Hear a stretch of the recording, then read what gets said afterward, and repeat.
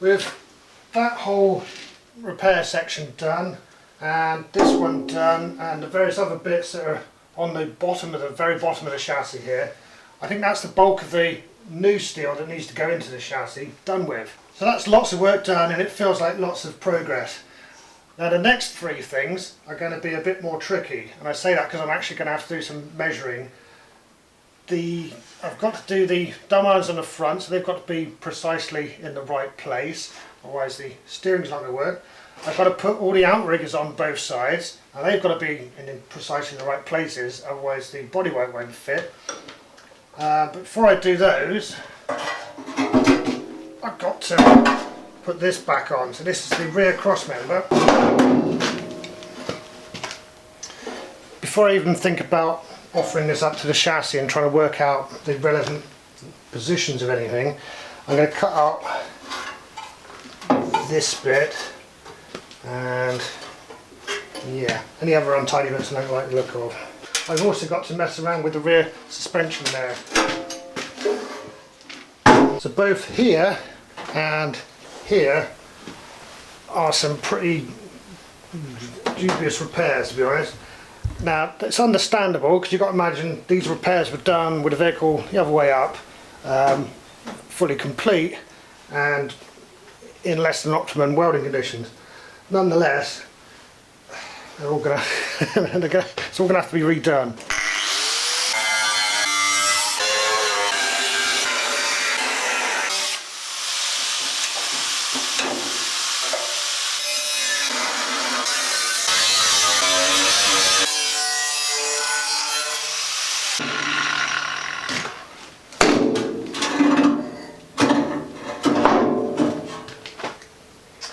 Good. So I've been looking at these mounts. This is where the rear of the rear spring connects to the chassis, here and here. Now, there's been something troubling me about these, apart from the fact they are clearly different, which means at least one of them is a replacement. This one here is flat relative to the rest of this chassis, or square to the chassis I should probably say. This one isn't. This one pitches in. I'm going to chop this one off first because, well, I actually might be able to get away with leaving this on the chassis there, but if it's in the right place, but we'll check that in a bit. We're going to get the diagrams out. But this definitely needs to come off. This has got patches on patches all over the shop, so I'll take this off, and everything that looks even slightly sketchy, it's going to be quite a bit.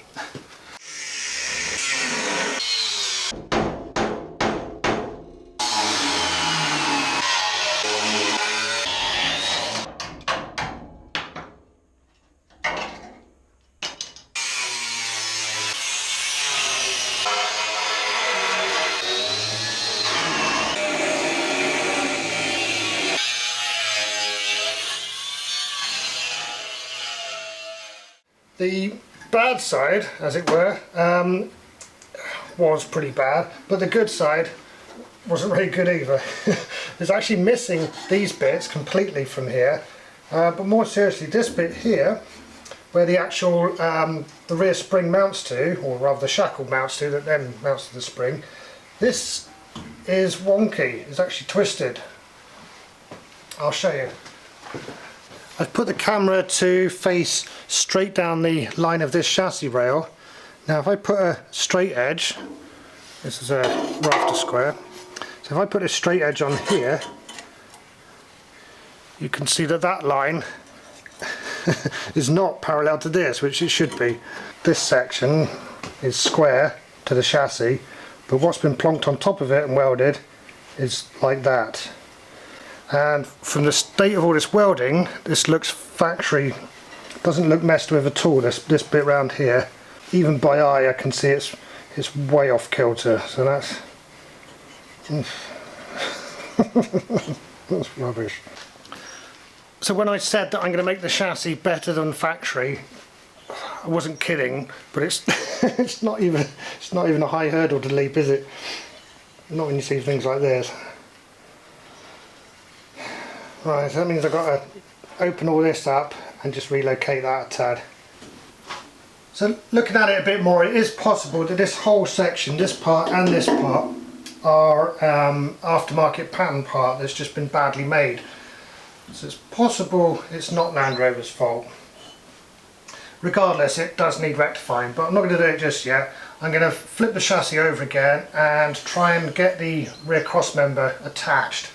The reason for that is because I've got to make up some rather hefty repair sections here, and I think they're going to run into that rear cross member. So if I can actually attach it, that's going to mean that I can use bigger pieces of metal and less parts, fewer parts.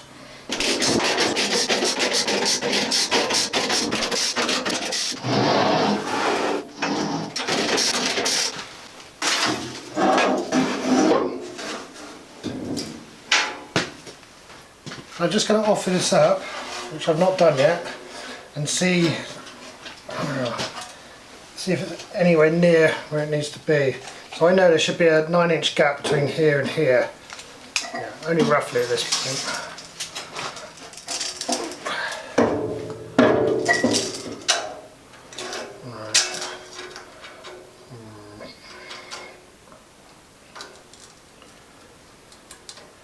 Yeah, looks to be a 1/2-inch gap. The other issue I've got is that because this is a replacement cross member, this section here is actually wider than it should be, let's say, because it's supposed to sleeve over what's on here. So it would have fitted something like that, but obviously all that was no good. All that had to be cut away. But I've left myself with quite a bit of work, because it should be something like that and about that angle there.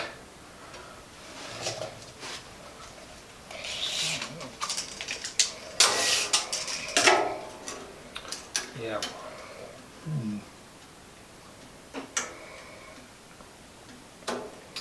Intriguing.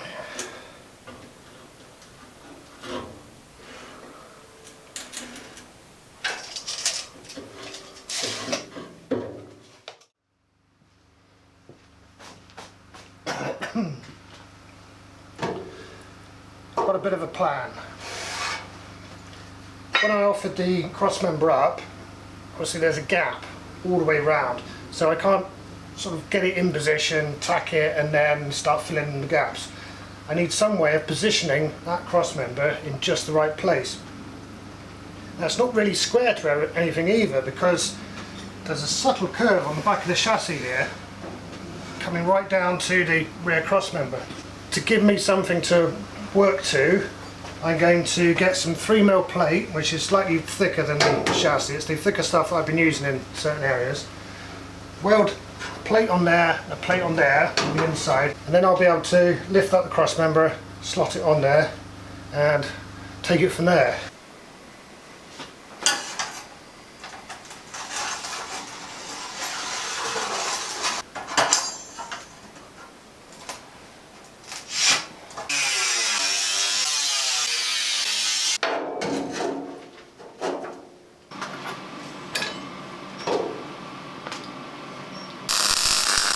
The sun's shining, so I'm actually running this welder from the solar power, which is nice, considering the time of year.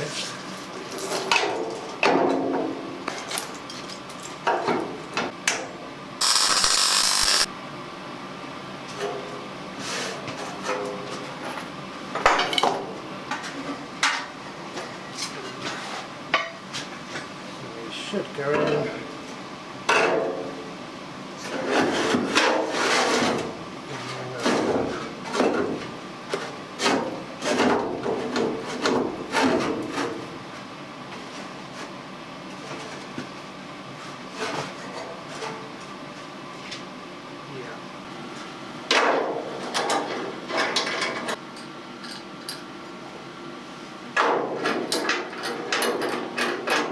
Now I need to fine tune the positioning of this cross member relative to the chassis, but at least I've got something to actually grip it onto now. Let's consult the book. So all I've got to go on measurement wise is this measurement here which says G, which is a measurement taken from the middle of the rear axle to the rear of the rear cross member.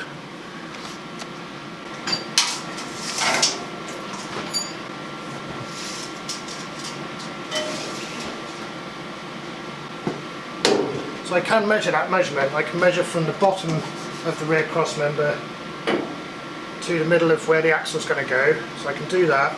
Also though, I want to make this face of the rear cross member, well, when the whole vehicle is made, that's got to be upright. Now, I think I can do that as well by making these bits here flat. So this is where the rear floor is going to go, so that should be a consistent measurement. Well, that one's higher, but these ones here, if I make those flat, so level that way, this I can make vertical there. That'll make more sense in a moment. I'm going to lift up the rear using a screw jack, because unlike a hydraulic jack, I know that screw jack will just stay where I leave it. That's level there. Let's see how bad it is there. It's not there. Good. So now something on the chassis that's supposed to be flat when the vehicle's complete is now flat. So these floor mountings here, they're now level, which means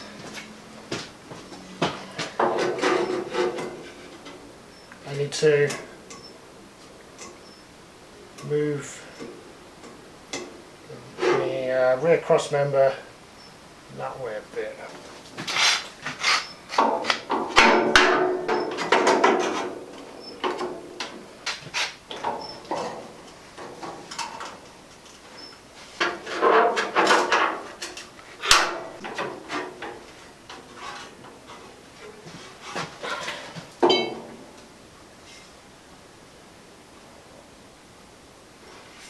Not far off, so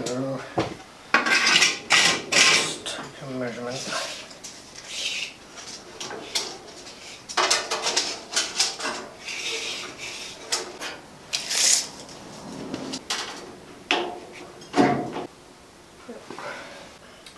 So now then, I want to make sure that we're good this way now. Across there, that should be, yeah, that's fairly flat. I'm supposed to do this. Ooh, that's good. So yes, along this one, oh well, I've measured the bottom surface, which I'm going to take as being flat, and that's good. I'll measure it again once I've tacked it.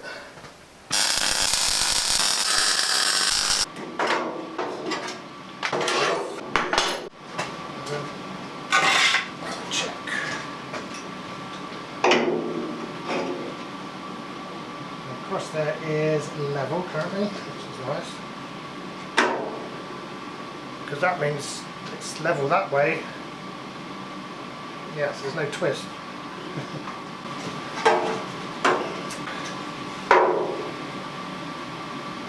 Good, good, excellent.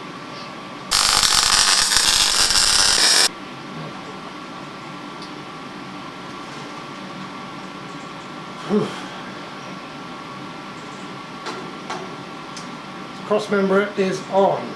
Well, it is on. But now that's the clever bit done. Now there's just lots of work to do to fill in all these gaps where the metal should be.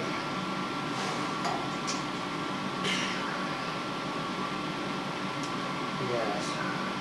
So I'm going to do what I can from up here and flip it over.